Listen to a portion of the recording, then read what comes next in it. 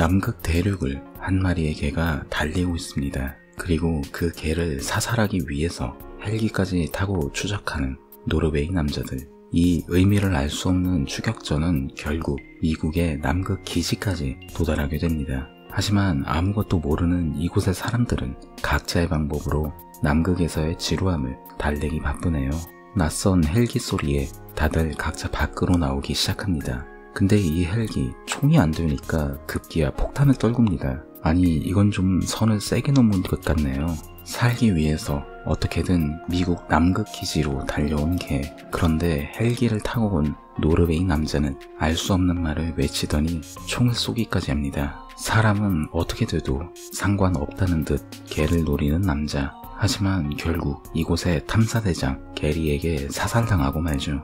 사건의 원인과 진상을 규명하기 위해서 맥크리디는 베닝스, 클락과 함께 노르웨이 기지로 떠납니다. 하지만 노르웨이의 기지는 이미 초토화된 후였네요. 그들이 건진 건 서류와 비디오 테이프, 그리고 기괴한 형체로 일그러진 한때는 사람이었던 것 같은 정체불명의 시체뿐이었습니다.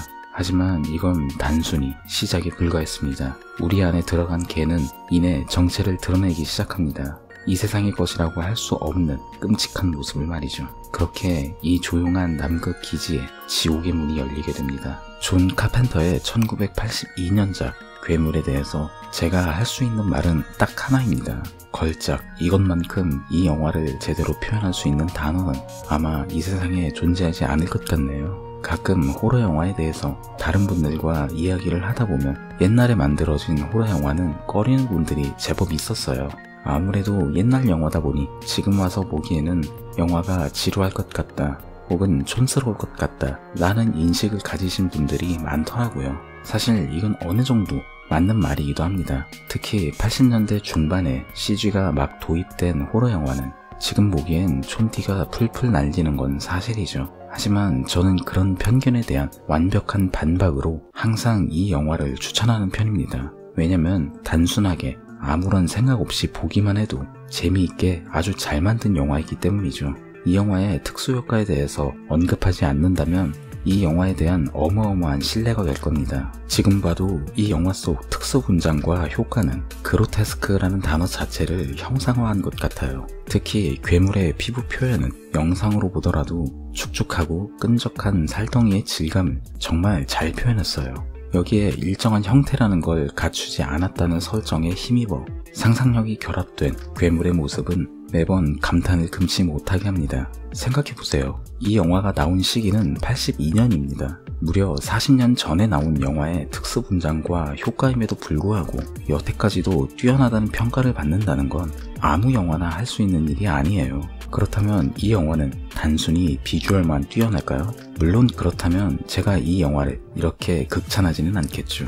이 영화 속 스토리의 밑바탕은 불신입니다. 어떻게 보면 이 영화에서 가장 무서운 것 역시 괴물이 아니라 불신이죠. 괴물이라는 낯선 존재에 원치 않는 방문, 그리고 괴물에 대한 정보가 조금씩 드러날수록 기지 안의 대원들은 서로를 의심하기 시작합니다. 과연 내 옆에 서 있는 존재가 사람이 맞을까? 혹시 나의 동료 모습을 한 괴물은 아닐까? 더 나아가 괴물에게 감염된 사람이 정말 한 명만 존재할까? 하는 무수한 의문들. 의문은 의심을 낳고 의심은 불신으로 성장하며 이윽고 나 자신을 지키기 위해서 타인과의 관계에 경계를 긋게 만드는 도구가 되어버립니다. 결과적으로 이 영화 속 괴물이 의미하는 건 단순히 외계에서 날아온 존재에서 그치지 않고 타인을 다치게 하는 것에 망설임이 없어지게 하는 불신의 거대한 형상화예요. 나를 제외한 타인의 존재를 부정하는 것, 즉 이성적인 판단이 완전히 마비되어 버린 채 타인을 죽이는 것에 죄책감조차 가지지 못하게 만드는 불신이 이 영화 속 등장인물들 사이에 숨은 가장 무서운 괴물입니다. 그리고 남극 기지라는 배경은 이런 스토리를 뒷받침하는 가장 훌륭한 1등 공신이라고 할 수 있어요. 순전히 도망칠 수 없는 폐쇄된 공간에서 그치는 게 아니라 타인이 올 수 없고 또 나갈 수도 없는 닫힌 사회를 의미합니다. 영화에서 해당 괴물은 외계에서 왔다라는 걸 암시하는데 대부분의 영화에서 외계인 이꼴 침략자 혹은 생명을 위협하는 존재 라는 이미지가 대부분인 영화들이 많죠. 가장 유명한 건 아무래도 에일리언을 들 수 있을 것이고 또 그와 쌍벽을 이루는 프레데터 시리즈도 있겠죠. 그리고 이러한 클리셰는 돈 시겔의 고전 걸작 1956년에 개봉한 신체 강탈자의 침입에서 더 잘 드러납니다. 외부의 존재가 집단의 내부로 침입하고 이로 인해 하나의 집단이 무너진다는 스토리라인에서 이 영화를 냉전 시대의 비판으로 보는 사람들도 많습니다. 다만 저는 그보다 좀 더 근원적인 이야기를 하고 싶어요. 이 영화는 공포라는 감정이 어디에서 오는지